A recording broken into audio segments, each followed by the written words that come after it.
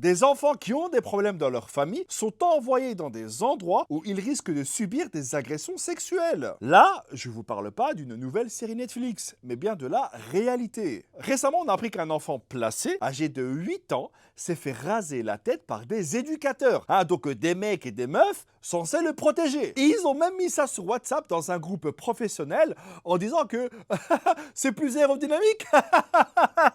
Dommage, je peux pas insulter, parce qu'il y a ma mère qui regarde les vidéos, donc voilà.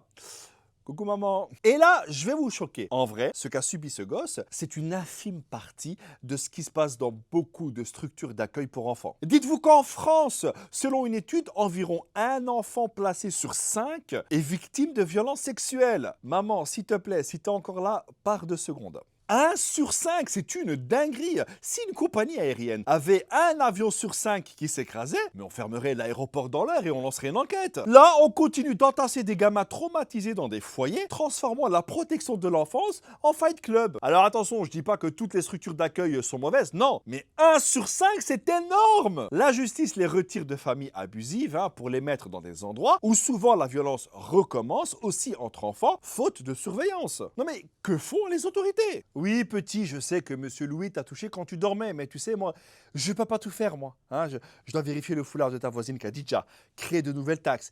Donc voilà, quoi. Et t'as quel âge? T'as quel âge? T'as quel âge? 5 ans. Oh, écoute, attends d'avoir 18 ans et ensuite, tu seras libre. Ingrat. Si j'étais complotiste, je me dirais, c'est fait exprès. Non, parce que tout le monde le sait, mais rien ne change.